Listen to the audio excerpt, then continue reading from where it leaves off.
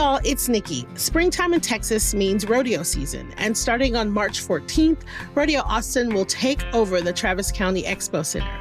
Rodeo Austin is a not-for-profit that provides real experiences and gritty fun. We're talking a pro rodeo, one-of-a-kind concerts, a carnival, and a livestock show. Y'all, there is so much to do, and the best part?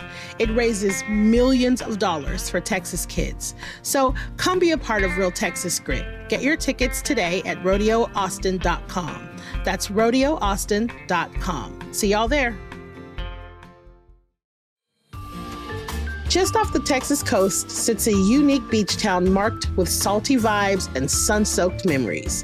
Port Aransas is a place where family traditions unfold naturally, and beauty lies both in island views and the unhurried moments between adventures. One visit, and you'll see why generations of Texans have anchored their traditions to the island life. Start your new favorite family tradition in Port Aransas, Texas. Go to visitportaransas.com and plan your visit to Austin's beach.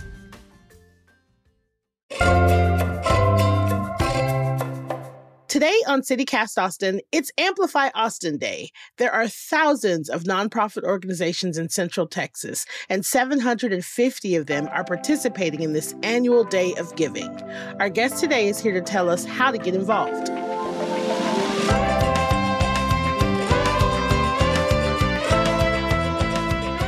It's Wednesday, March 5th. I'm Nikki Devon, and this is what Austin's talking about.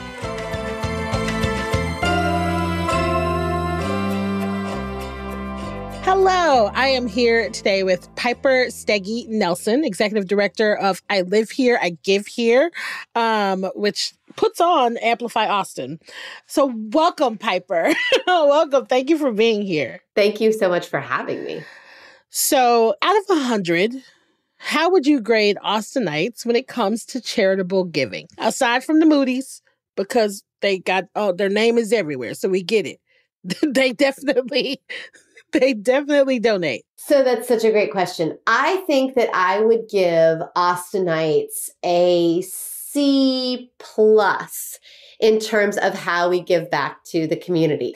I think that when you're looking at traditional sort of like money that was flowing from donors into the hands of the nonprofits doing the work, we have traditionally done a pretty good job. I think that when you're talking about informal giving, people just checking on their neighbors, or people, keeping stuff in their car for folks facing homelessness or whatever it is, we do pretty well. Okay, so C, solid C. So we're going to say a 75, right? C's get degrees, but we want better, right? C's get degrees.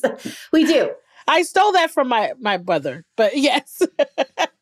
I like that you make that distinction, because I do think that that is right on the money. I think that definitely Austinites are like, oh yeah, no, I donate. I have things in my car for our unhoused. I pass out food during holidays, or they have like, I give Planned Parenthood $5, whatever. Which is great. I'm not shitting on it. That's great. That's right. Yeah. Absolutely. That is phenomenal. I will take $5.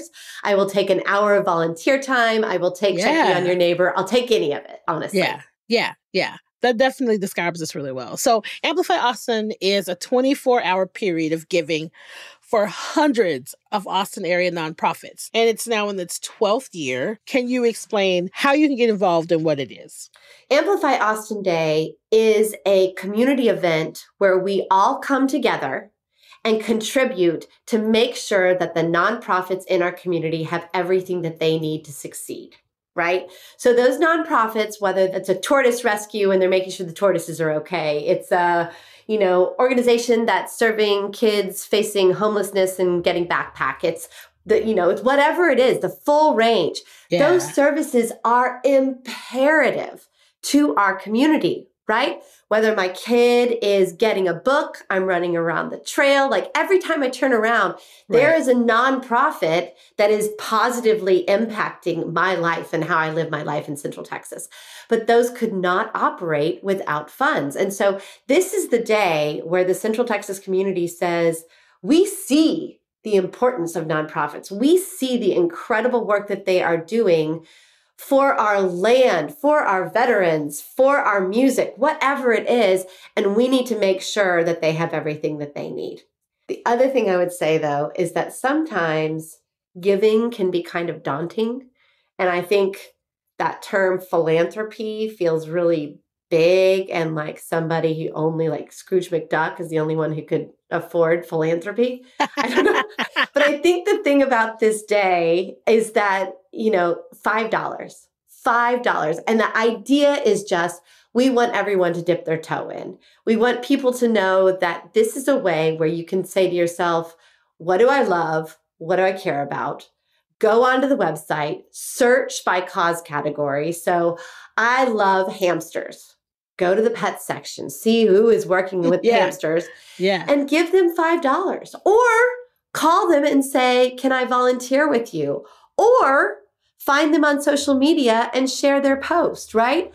Whatever it is, we want people to dip their toe into giving back on this day. I want to talk a little bit about how important Amplify Austin Day is, and specifically why it's so important this year, and just what is the significance of it? There are organizations for which Amplify Austin Day is huge for them every year. 22-ish% of the nonprofits that we work with are entirely volunteer led. They have no staff. They have no full-time fundraiser, right? And so for those organizations, something like Amplify Austin Day, which is really fundraising in a box, we just hand it to them and say, here, go do this, is really important. And so there are organizations for whom Amplify Austin Day makes up a huge portion of their annual budget, right? And that's big organizations and small organizations, the whole thing. This year, we're working with 750 about nonprofits. Wow. Which is more than we've had in years, which speaks to sort of the second part of your question, which is this year, it's unprecedented. That's a huge number. My brain is not computing it. That is a lot of nonprofits. And this is just based in Austin. So I'm about to blow your mind. Okay. In Central Texas, there are somewhere around 14,000 501c3 registered nonprofits. What? Yes, that's what I just said. Yes. What? I know. Yeah, you did just blow my mind. Yeah. And there's lots of reasons for that. I think that the very positive side of that is that we are a really smart, really innovative community. We're also a really passionate group of people. So when people are passionate about something that they have the skills to do something about, they're going to go do it, right? And those services are so frequently needed. So, you've got incredible large organizations that are serving people facing homelessness, like Sunrise Navigation Center, which is awesome, right? Yes. But then, they're doing amazing work, but you also have these very important small niche organizations like We Can Now that are making sure that Love We Can Now. Yes. Love We Can Now. Yeah. That specific populations are getting what they need in the unhoused community as well, right?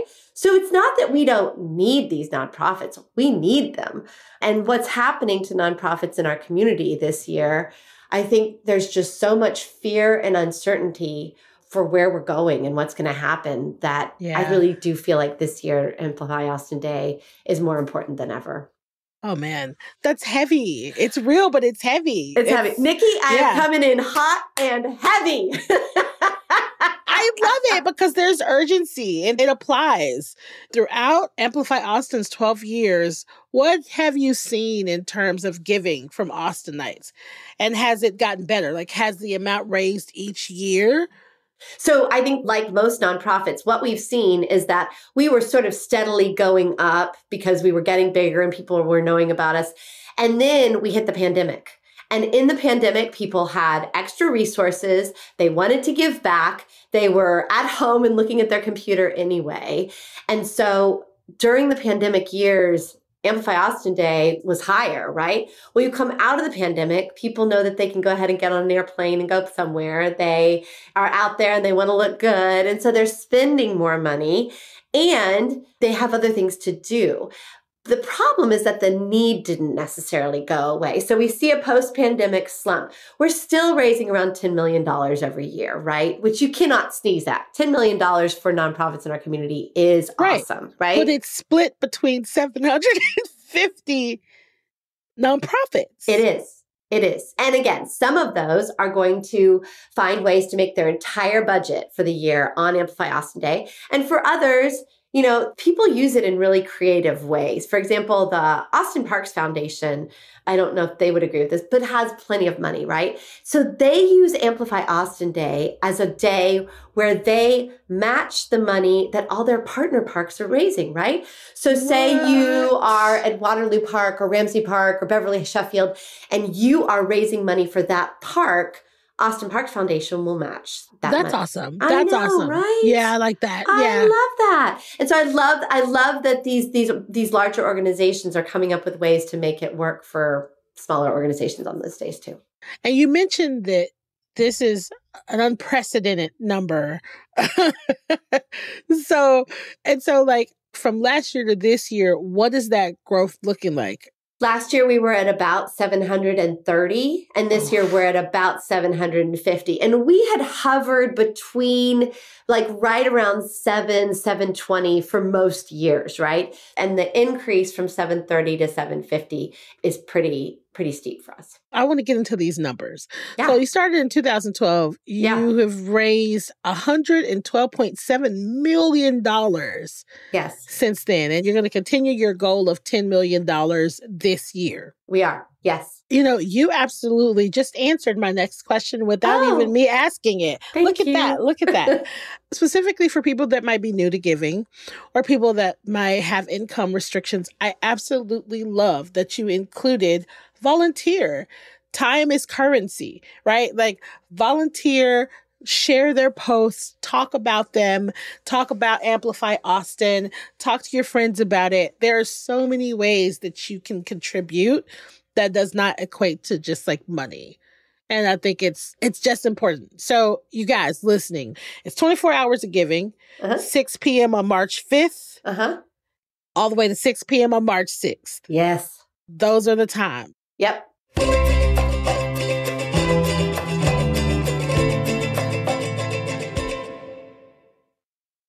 I want to hear about some of the organizations that are participating in this year's big day. It sounds like it runs the gamut, right? It totally does. Do you have things broken into buckets? So of those 750 nonprofits, we do have them broken out into different cause categories.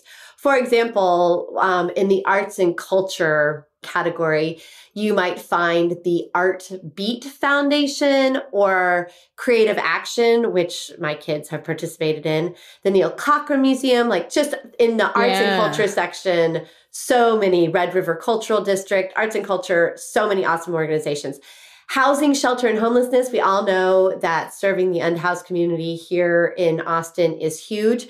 And so in that category, you could look to Sunrise Homeless Navigation Center, which does amazing work, all the way to Bags of Grace, which is just like I said, is providing bags for folks facing homelessness. So you've got the full range. You've got in human services, you've got the Jeremiah program, which is phenomenal. And then you have all these organizations in the environment conservation cause category that are working with our different parks and making sure, like, you know, Shoal Creek Conservancy, love them, love Shoal Creek. The Trail Conservancy, love the bathrooms down there on Lady Bird Lake, use them all the time. Thank you for that, Trail Conservancy. Tree Folks is making sure that like schools around town have trees. I mean, like, all these organizations are just doing incredible work. And this year, we have a new cause category, which is disability services. I know. And it's really interesting that we didn't have that before. I think that the disability services organizations were getting kind of lost in some of the other categories. And so they said, could you please create a cause category for us? And we said, absolutely. Yeah. So now you have organizations like Independent Identity, which is doing incredible work, but is pulled out and in that disability services cause category. We're so excited about that. And you know, the other thing is that you can also search on the site by county. And we're in Travis County. And so many of those organizations are in Travis, but Williamson County has some amazing organizations.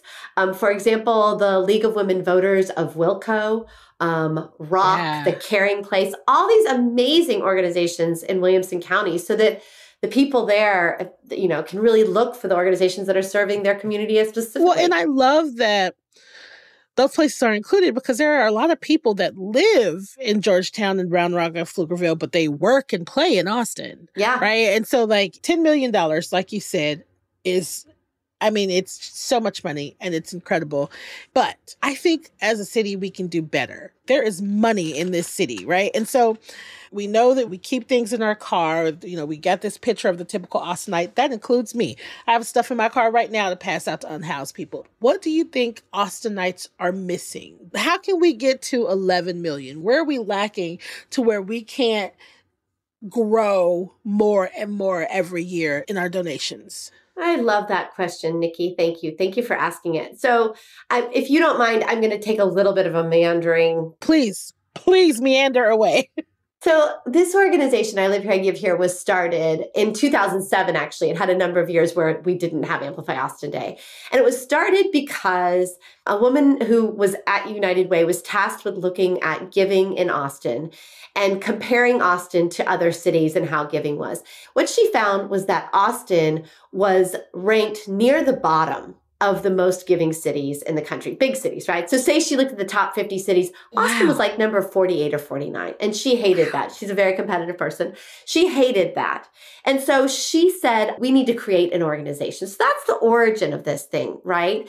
I think that throughout the years, a number of things have happened in Austin. One of the things that's happened in Austin is that we've had so many new people come. I mean, what were they saying for a while? Like 80 new people were moving to Austin in a day. It was terrifying. Yes. What? Right, yeah. Exactly. Yeah. But when those people move to Austin, they're not getting a letter in the mail saying, welcome to Austin. Here's where you can find research. They might get that little packet of coupons, but they weren't getting anything to say, here's how you give back to the community, right? So I think that there's been a lack of information and a lack of knowledge. And while we try and talk about it to everyone who will listen, we have to have other people that are talking about it as well, which is one of the reasons that we work with companies. And we get companies involved as business fundraisers in I Live Here, I Give Here, which is free to them. It's just getting their employees engaged. And we also work with businesses to get their employees out to volunteer. Because what we know is that when people are coming here, they're frequently coming here because they have a job. And so how do we get companies to get their people who are moving here to get engaged in the community? And I think that's huge, Nikki. I mean, I think that could really solve some things, really turn some keys for how to get people engaged in Austin. Yeah. But I will say, I think the other piece is there's a lot of talk on the internets about how nationwide the amount of giving has stayed pretty flat. Has even maybe gone up a little, but the number of people giving has gone down. And that's what we've seen in Austin too. That money amount sort of stays flat, but the number of people giving has gone down. And I think that there is some isolation that takes place because of COVID, because of the internet, because of the pandemic, because of all sorts of reasons, we've sort of gone more insular and inside. And that means that we are not engaging in our community as much. It means we're not out there as much. And those two things, that sort of becomes a cycle, right? Like when you're not engaged with your community, you're going to be more isolated. When you're more isolated, you're not going to go volunteer. And so that cycle is something that I think as a community, but this is also a nationwide trend, something we really have to look at.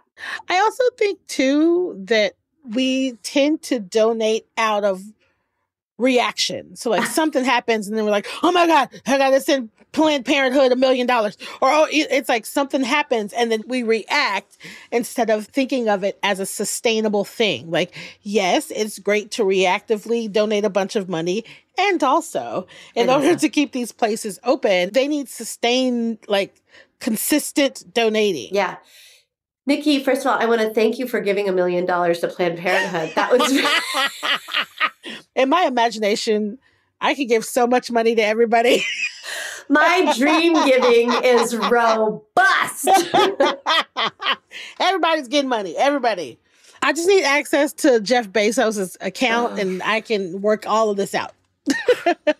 I love that that's what his ex-wife did. She was basically like, I will take your money and I will give it away. Give it all away. Thank you. So I will much. give it away. Yes, I think that that's absolutely true. And I want people to give reactionarily too, right? Like when there's a tornado. Of course. But I think that what's going on here in Austin, two things in Central Texas is, first of all, I think that you get to figure out what you're excited about on a day-to-day basis, right? Right. And so if you really feel strongly about kids playing the harmonica, let's find that organization. I think it does exist. Let's find that organization and let's make sure that you are engaged with them, because then you can give to them as you have funds, you can give to them as you have time, but it's something you care about, right?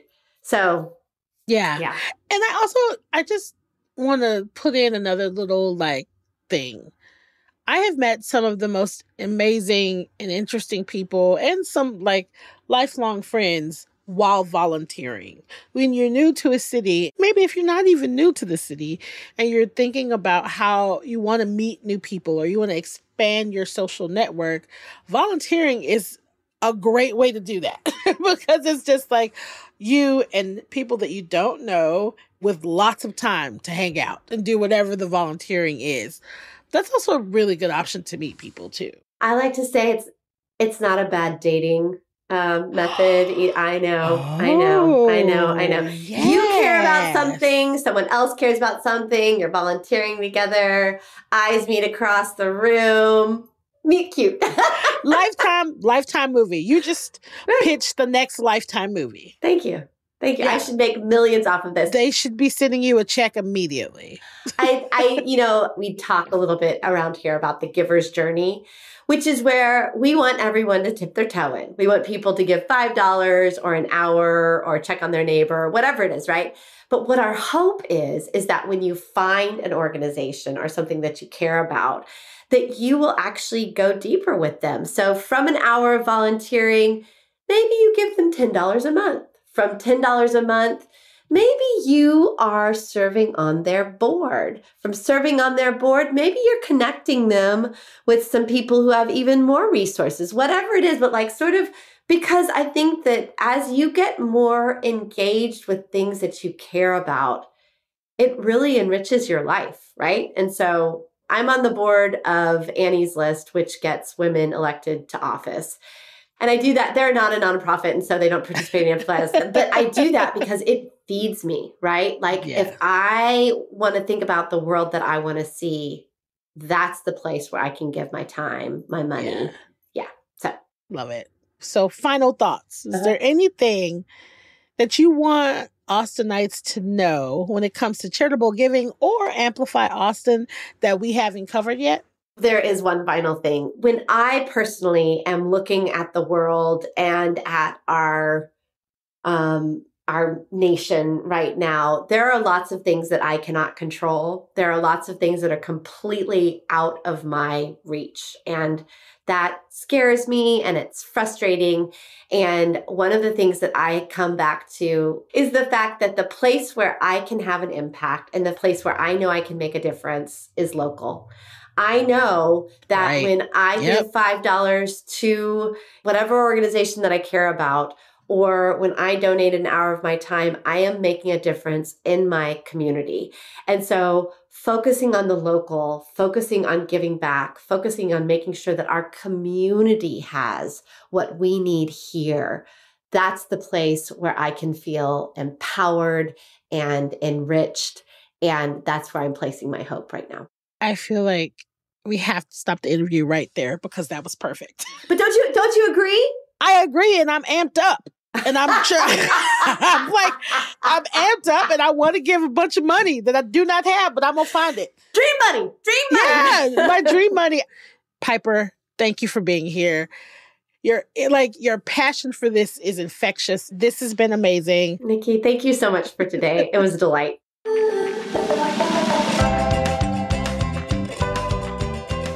That's all for today here on CityCast Austin. You can find links to Amplify Austin's website in our show notes. If you enjoyed the show, why not tell a friend, rate the show, leave us a review, and subscribe to our Hey Austin newsletter. We'll be back tomorrow morning with more news from around the city. Bye, y'all.